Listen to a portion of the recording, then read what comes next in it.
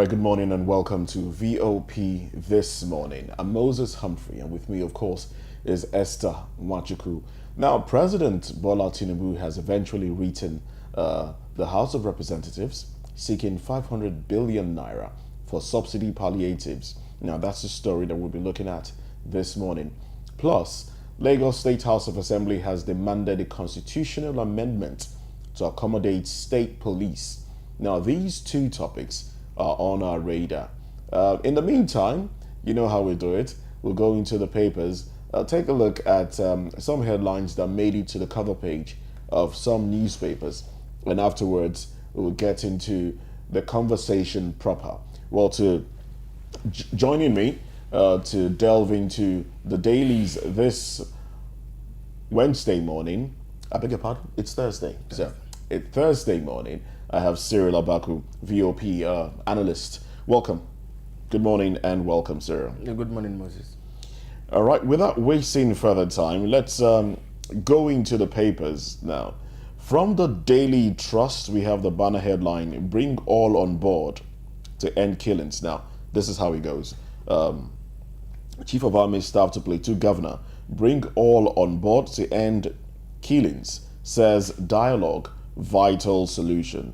Troops kill three gunmen in Mangu for closest amnesty for bandits. We are at a challenging junction, Muftwang.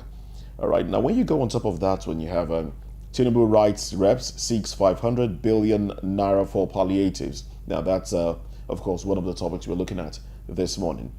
Households, poultry industry face tough choices over rising maize price. Now let's keep this one. Let's hold this one in one hand because there's a related story. I take that one again. Households, poultry industry face choices over rising maize price, and then we have veteran banker Bintubi takes over as Jay's board chair. Now going further down, we have bakers to hike bread price by 15%. So now this is the one you merge with the other one I asked you to hold in one hand. Underneath that one, we have NECO releases common entrance results. 6 pupils score 1. Interesting. Court restrains minister, FCTA, others from demolishing Trademore estate. I watched gunmen kill my husband, mother of 3. All right, so these are the headlines that we have on the cover page of the Daily Trust. Cyril. I find the statement by the Army Chief a bit worrisome, suspicious, suspect. I don't know why. What do you mean suspicious? Why? It doesn't look to me like it's a solution-driven proposition. It looks to me like concession. And we know that all over the world, wherever pacifism, concession has been on the table, it has only sought to empower the villains, it has only sought to empower dictators, it has only sought to empower aggressors. What is happening in Plateau? Do we understand what's happening in Plateau State? Have we even called it a name? What do we call it? What is it that's happening? It's not armed robbery. It's not burglary. It's not a prison break. It's a crime, of course, but it's not the same. So it's not. The solution does not look like tailored to the problem. One, we have failed to track them and crush them. 2, at several peace meetings, we've heard what these people have had to say in the peace meetings, where you have police, everybody. I mean, that young man we used to interview here, and there are these people. They've never said they were not the ones who did it. For the mere fact that the Army Chief is saying bring all on board, he is not referring to unknown entities. He's referring to known people. Apparently. So are we now saying that the state has lost its power totally to crush malefactors, to go decisively after troublemakers and punish their bad behavior? If you've lost the power to do that, what right do you still have to claim that you are a country, that you have the state alone has the monopoly of coercion, of the instrument of coercion of state? See, They want us to go back to the rudiments. What makes government different, Moses, first of all, is that they are the only organized arm of society that has the right to possess firearms. And that any other person that will have firearms must be given approval by the state. So when any other person takes up arms against the state, he has committed the most heinous of crimes. People who are going to village to village, from village to village, sacking whole communities, killing people, burning houses, you say we should bring them to negotiate with them. That's clearly... If we are negotiating with bandits, negotiating with Niger Delta... militants. Yes, the militants. It's becoming a negotiation issue. No, with then every other aggressor. When we go to the Punch, you see a front page headlines in which the army chief was telling his men to raid IPOB hideouts, which is fine. Why can't you also raid the hideouts of people who are fomenting trouble in Plateau State? And Moses, I find it particularly worrying, like I said that from the beginning. These killings have gone on for how long now? This is the time, too long. And I don't blame the army chief per se, but this is the first time the federal government is now waking up. The president condemned it. The army chief is saying this, so people can just be dying like that. Why? Because we are doing transition, or because it was the dying days of Buhari's government, then the early days of Tinubu's government. So they have to sit into properly. Come on, you are not being fair. Perhaps we should go on someone from our NSA. Because by law, the president leaves, the NSA doesn't go. Okay? The NSA moves from one government to the other, if only to, create some stability in the security architecture. So, is it that he didn't urgently bring this matter to the president's attention? Or the one he handed over to? Is the Plateau case not priority? You see, the way government chooses to go about this problem in Plateau State just tells us what will happen in another 50 years. You cannot impose peace. You cannot impose... Look, it's like the Nigerian situation. For a long time to come, and let me put this on record, I personally do not believe that any part of Nigeria should break away. I don't believe it. I am old enough to have read history to understand the dynamics of what the promise of Nigeria holds in terms of our diversity in culture and so on. Nigeria, believe me, Moses, Nigeria was where the world began. My personal philosophy anyway. Now, but let's come back to the issue at hand. But when Nnamdi Kanu and these people came out and started doing these things, I told myself, I said, breaking away as an idea is not necessarily forbidden. It's not a sin. It can happen anywhere in the world. Why should they break away? People can even say they are breaking away because everything is working well.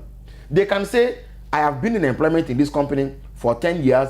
I have seen how, and having seen what I can contribute to the corporate growth of the company, I believe now that I can go on my own and even do something better for myself.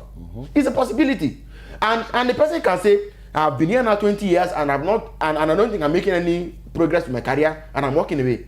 So it's not, it's the IPOB thing shouldn't be seen, no, they can well, the better thing shouldn't be seen from the point of view of whether it's justice or not justice. Either ways, people can just say we are fine, but we think we can go.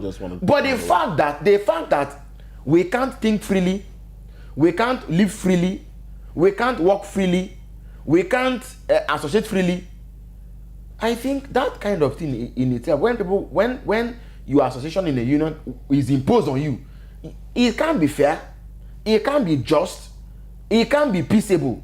So the Plateau issue, people are part of your country, you cannot police them, you cannot govern them, you cannot keep them safe, you cannot secure their land. They are they've become slaves, they become colonial subjects. It means that they live on your own terms. Come on, you're not being fair. How about empowering this? Because obviously, apart from the fact that people are aggressors against them, it means that their aggressors are armed while they are not armed, apparently. So why don't you arm them? No. Moses, this is the simple truth. No, Moses, you see, it was before that we used to say then it becomes whatever, but the reality is this. It's an option. That will not solve any problem. No, it's an option. It is an option. The only thing is that it is in 5 years, 10 years that will now say, what if we had even done this? Didn't it happen in Benue State when they told them, bring your arms? The issue of arms are not necessarily a matter of conflict or violence or war. It's not that. It is that if your enemy or the other person knows that you are armed, he will think twice before he approaches you. That's the only thing. And why does government give license for people to own firearms? It's not necessarily a bad thing. It's not even a militia thing per se. But the fact that the whole country is in this tailspin of insecurity and nobody is thinking is thinking outside the box is even a problem for me. All right, let's move away from that story. We could take that's as it is a never-ending conversation until something decisive is done. But let's move away from the Daily Trust now. Let's go to another daily. The Punch newspaper is also on our table. From the Punch, we have the banner headline: NLC protests Tinubu's 500 billion naira subsidy palliative, demands 300% pay rise. Reps sit on 500 billion naira subsidy relief request today. FG, Labour for fresh negotiations. 500 billion naira not enough for 125 million poor Nigerians affected by deregulation. NLC TUC. And boards. Obi kicks as Tinubu offers opposition governors slots. Nigeria redeems a $500 million bond despite revenue challenges. And also, Army Chief orders IPOB raid, rubbishes amnesty for bandits. All right then. Well, go ahead. But we do have some more that we'll touch on later. He is the head of the army. I'm not sure he's speaking for the commander-in-chief in this regard, because last week, when the former governor of Zamfara State visited the president, he had gone to tell the president to consider awarding amnesty to the bandits. In fact, he was quoted in the media. I remember there was a headline that said, Tinubu may award amnesty to bandits. I think it was a car that was being flown, okay, to see how people will react to it. Now the fact is that if his commander-in-chief is having such meetings in the background, isn't it too early in the day for him to declare wholesale that he is not in tune with giving amnesty to bandits? Okay, because when you say red IPOB hideouts, which of course I agree with, and saying that because I IPOB the bandits, because in Plateau, if you're recommending dialogue, it means that who they're not going to prosecute, because I mean it will speak for itself. You bring them to say you people have been fighting, come let's have a discussion. If you may now make peace, at least you can prosecute. Because if you did that, you are not, in my view, you're no longer acting in good faith. You're acting in bad faith. So we need to put those two side by side. And like I said, if his commander-in-chief has said, has received an audience, somebody who went to tell him about awarding amnesty to bandits and came out to say, you see, two things. Aside the government to meet the president and came out and said a number of things, the president didn't refute one of the things he said. The Erema went to meet the president has come out to say that the president may award amnesty to bandits, that this was the advice that was going to give him. The president hasn't come out to say no. We are not. So you have to be careful. What the president says and what he doesn't say matters a lot. I believe it is his own opinion. It's not a political choice he's making, because of course he's a soldier. He's an officer of the Nigerian army. But I would like to think that such grand policy pronouncements should come from the commander-in-chief, even if the army chief was thinking of that. I think it is Mr. President who should really, or anybody he so appoints, that should sincerely be the one to speak about such things. All right then. If that will be all you want to respond to, let's look at another headline here. No Nigerian child should lack education, Malala tells FG. Reps probe contract fraud, revenue leakages in Imasa. House to investigate 14-year power outage in Ondo communities. Please, And then this will be the last one from the Punch newspaper. After Obasanjo's revelation, Atiku can't label me corrupt. Otom. All right, go ahead, please. Mr. Humphrey, you agree with me? See, some of these headlines, I'm sorry, I don't mean to put a dent on the paper itself, but the story in itself, house to probe the master and so on, those are very, very spurious and misleading things. The other day they said that the Nigeria Air was a fraud. What has come out of that? And that was all they said. They are probing NNPC, they are probing, the probes don't end. Nothing. So until they have probed and come up with something substantive and have maybe passed it on to the Attorney General Federation, who now goes to court. I mean, please, how many people have they ever charged to court and convicted successfully? The other day, the Senate even took up a probe against the NNPC, then they dropped it. So please, don't waste my time. Yes. Now, the other issue about a woman watching with her 3 children, watching as her husband was killed. You took the headline, I think it was in previous paper, but I just want to make a detail to it. Please. Nigerians, if we did a proper audit, a proper psychiatric audit of the Nigerian state, you will be amazed at what you find, Mr. Humphrey. A lot of Nigerians are going through trauma that they can't even speak about. Now, you saw what happened with Mesoma in Anambra. Governor Soludo smartly recommended the psychiatric therapy for the girl. We shouldn't take somebody was in a road crash, everybody died, only the driver survived. They will hail him as a hero. And when he goes back to the park, they buy him shepherd. They say, for the next 1 month, don't pay taxes anymore. You are a great man. You survived it. Whatever it is on you is working well. We hail you. We celebrate you. You are a symbol of our potency. You know that kind of thing. A woman watches as her husband is killed with 3 children. What does that do to her mind? Does she remain the same? And yet, life will go on as normal and will say, you're not the first person. There's someone who had the worst case and so on. And we don't even do anything about it. So who should be the one in this regard now? Who should be the one? What I would think is, there are many of them. The local government, why should the governor be the one ordering therapy for a young girl, for example? Add it to the function of the local government areas. 1. Number 2, the National Council for Women's Societies, is that their name? And FIDA. I think when they hear this kind of things, they should want to step in. Step in and see how they can, be of support and help to women like this. Because the impact these things have on people. Look, let me even bring this to the table, Mr. Humphrey. The likes of Adolf Hitler, Joseph Stalin, and all the men who have walked this earth as giant dictators were products of family dysfunction. We are men who watched as an uncle was killed, a mother, something happened, the divorce of the parents and whatever, and you know what, they rose up to become. Why do you think these men who are in government steal the way they do? Why? Well, their minds are not where they should be.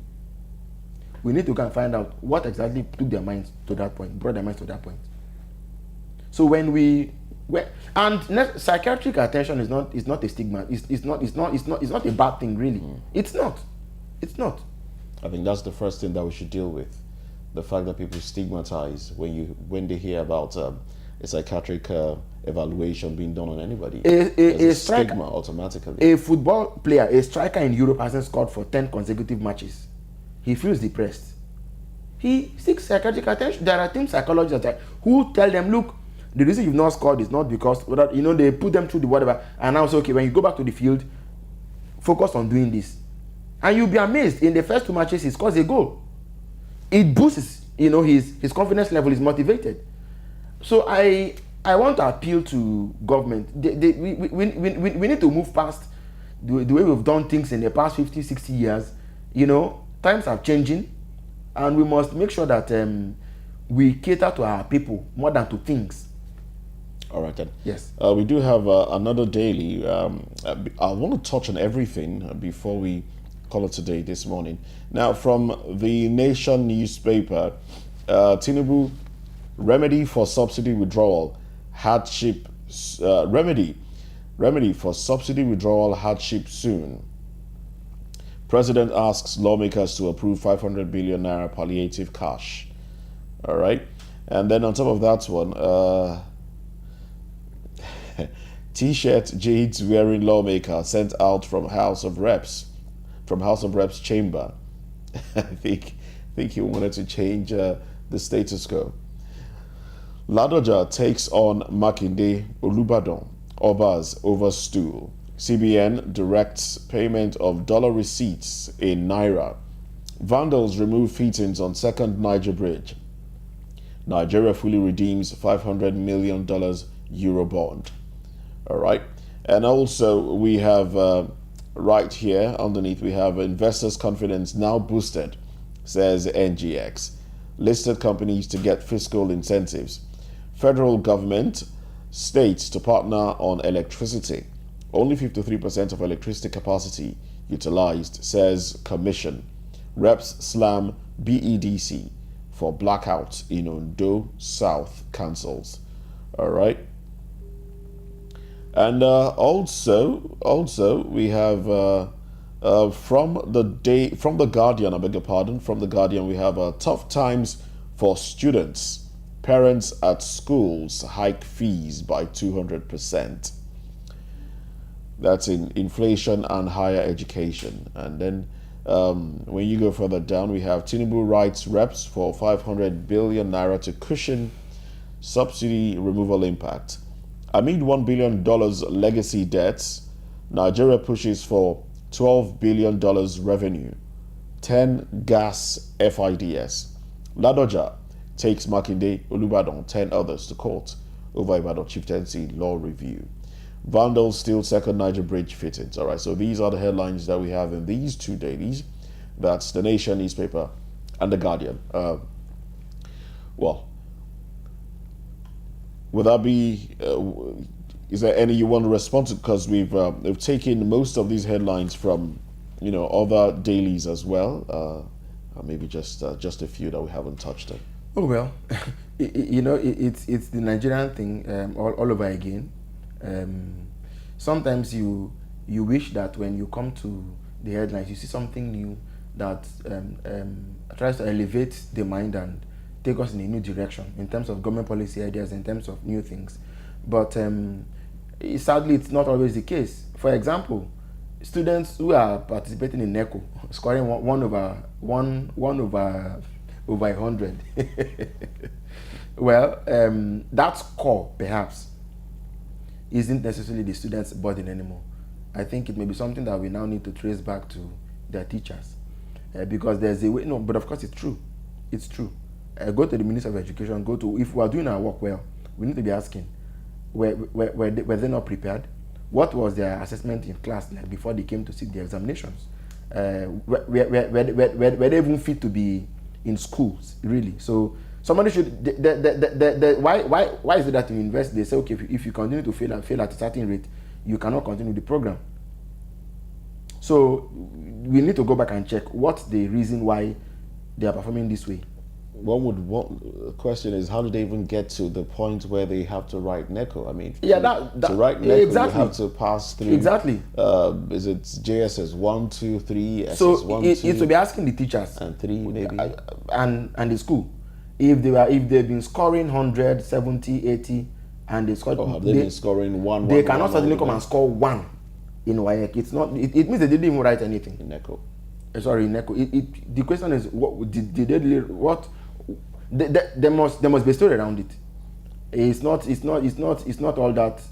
So I think it's good that it's investigated. Look, we shouldn't just let these things pass. That's the problem. Think something happens and it's in the news cycle. After 2 weeks, nobody hears anything about it again.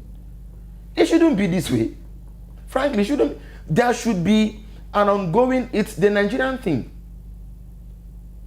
Reps or Senate wants to probe IPs. You must be kidding me. Then in the end, nothing comes out of it.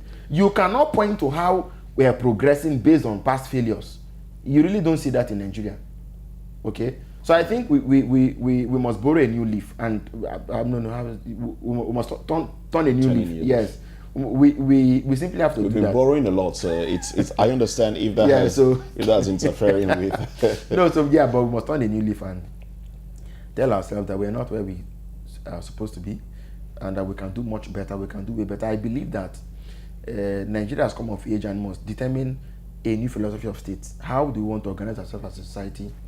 How will the federal government lead the way and lay the groundwork for the component parts of the federation to follow? How can individuals also key into, the Americans talk about the pragmatism, German idealism, French realism, and so on.